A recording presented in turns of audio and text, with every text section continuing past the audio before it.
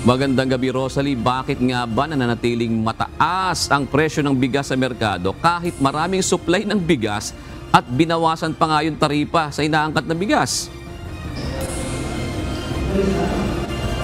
O June, naniniwala ang mga membro ng House Quinta Committee o tinatawag din na Super Committee dito sa Kamara na mayroong nangyayaring sabwatan sa pagitan ng mga rice traders at importers kaya nananatiling mataas ang presyo ng bigas sa merkado.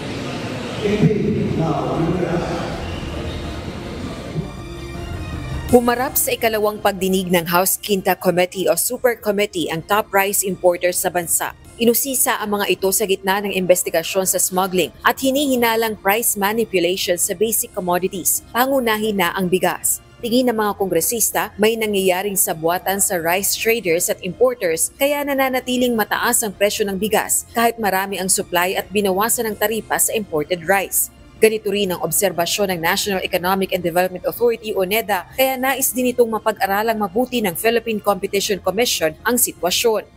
That the cut on rice tariffs from 35% to 15% have not led to a significant drop in retail prices of rice. Ostensibly, what the tariff reduction only succeeded in doing was to provide an attractive incentive for traders to purchase more imported rice. Nasa kamay ng importers at traders na yumaman po ng 13 billion pesos. Dahil yun po yung kinita nila dahil bumaba ang taripa to 15%. Yumaman sila, 13 billion as a whole. Pero wini-withhold nila ang rice tax sa ngayon. Maawa naman sila, di ba? Pakawalan na nila ang rice tax na yan nang sa ganon, bumaba na ang presyo na sa ngayon ay dapat nasa bandang 35 pesos. Or sige, lagyan nila ng a reasonable margin pero nasa neighborhood ng 35 pesos. The farm gate price went down. The landed cost went down. So it is a puzzle din po for us na perhaps this deserves a more nuanced analysis. Kasi in a highly competitive market, you would expect that a decrease in tariff rates would result in increased quantity of imports, and the increase in quantity of rice supply in the market and should translate to lower retail. Pero hindi po yun yung nangyari. Nanindigan naman ang isa sa top rice importers sa bansa na wala silang kartel. Bagkos, ipinapasa nito ang sisi ng mahal na presyo ng bigas sa rice retailers. Ang nabiblame kasi ngayon, ang naging spotlight kaming mga importer, where in fact, tama si Honorable Tulfo, na ang makikita natin problema sa retailer. In reality, there are a lot of levels, there are a lot of category. Kami importer, we sell to wholesaler. Then the wholesaler sell to dealer.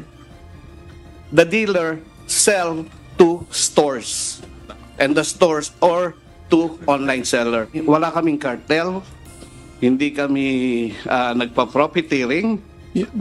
We're dictated by the market prices. Hindi kami nag-hoarding.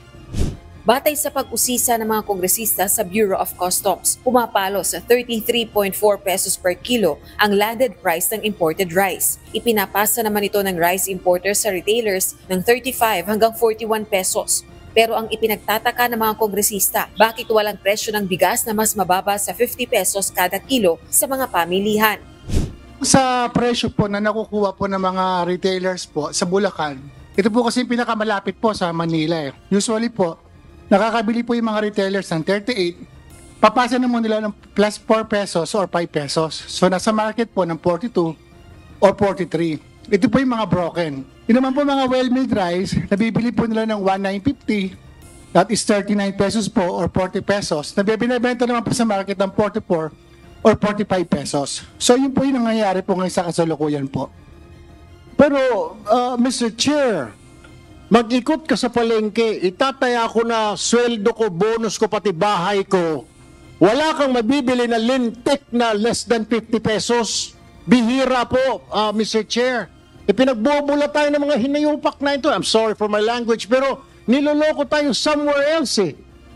Nakita, sinabi na ng customs 33, sinabi na nga ng wholesaler 35 to 40 ang benta niya. Bakit sa palengke na 50? Are you saying, Mr. Chair, 10 pesos ang kita mo?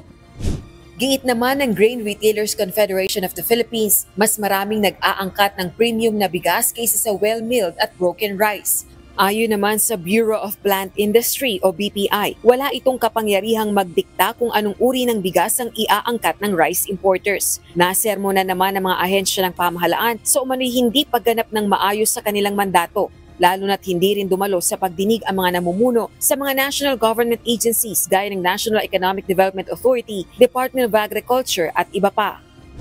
Tila hindi ko nararamdaman yung urgency o yung concern, or baka nagkakamali lang ako dun sa mga national government agencies concerned. With this, Mr. Chair, can we remind all the executive offices involved in crafting measures to reduce the cost of food to actively participate in this hearing? Kasi mahirap po na pinipilit natin yung ating mga government officials and employees na gawin yung trabaho nila. It is not a choice, it is an obligation on the part of our government. So dito makikita po natin na parang meron nga pong connivance sa ating po mga government agency kung bakit hindi po natin nami-meet yung target natin na ibaba po talaga natin yung presyo po ng bigas. Samantala, June, hinihiling naman ng House Quintacom sa Bureau of Internal Revenue na suriin yung filings at tax payments ng mga top rice importers sa bansa. Balik sa iyo, June. Oo nga, Rosalie, nanonood ako kanina ng hearing na yan. Talagang mapapailing ka na lang kasi marami talagang nagugutom ngayon. Maraming hindi maka-afford ng medyo masarap-sarap na bigas. At talagang yung mura nga may hirapan ma-afford ng mga ordinaryong Pilipino. Pero na-pinpoint na ba talaga ang pinakapunto dito? Nagtatrabaho ba talaga yung mga agency na concerned diyan sa pag-i-import, pag-monitor ng mga presyo na yan? At dapat hindi lang ma-monitor, di ba, Rosalie? Correct, June. Kung naipatutupad ba talaga ng maayos yung mga mandato nila, actually nasilip nga rin ng mga kongresista kung bakit yung mga pangunahing o mga namumuno sa mga ahensya ng pamahalaan na concern sa pagpapatupad nitong pagtitiyak na meron tayong sapat na supply ng pagkain at merong abot kayang halaga ng pagkain sa merkado, wala dito sa pagdinig ng House Quintacom. Nakakadalawang pagdinig na kasi ang komite at nais na ngang ipasabi na ng iba sa mga kongresista yung mga namumuno sa ilang ahensya ng pamahalaan. Pero kanina ay muling binanggit ng overall chairperson na bibigyan sila ng imbitasyon para sa susunod na pagdinig. Yung susunod nilang pagdinig isasagawa bukas din ng umaga ito sa People's Center sa Kamara. Pero malaking bahagi ng pagdinig ay gagawing executive session, June. Kasi kung talaga gusto natin talaga na mahatiran ng murang bigas yung ating mga kababayan na mas nakararami, hindi ba pwedeng ma-regulate talaga? May sinasabi di ba kanina sa report mo, Rosalie, na 3 uri, yung broken rice, well-milled rice at yung premium. Mas marami daw yung premium na inaangkat. Hindi ba pwedeng yung mas abot kaya ng mamamayan ng angkatin?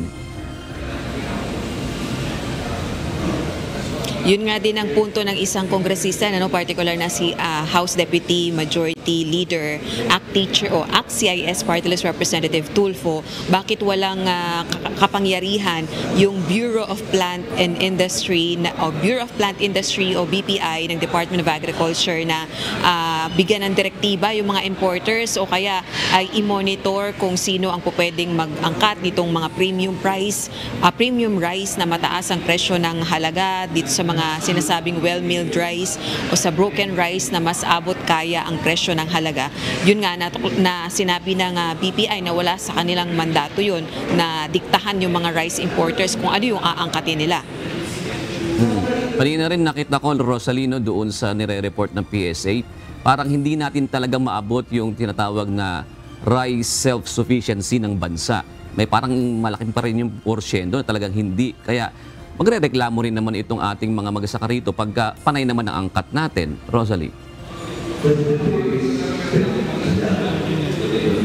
Yun nga, June, kasi kaya naman talaga niluwagan o binawasan ng taripa yung bigas o inaangkat nating bigas sa bansa ay para solusyonan yung rice inflation o yung pagtaas ng presyo ng bigas. Pero after na gawin yun, hindi naman talaga bumaba yung presyo ng bigas. Kakarampot lang yung nabawas sa presyo ng bigas. Kaya talagang malaki rin ang epekto nito sa ating mga magsasaka. Matagal na rin nating suliranin yung tulong na naibibigay ng pamahalaan sa mga magsasaka na hindi naman talaga sasapat.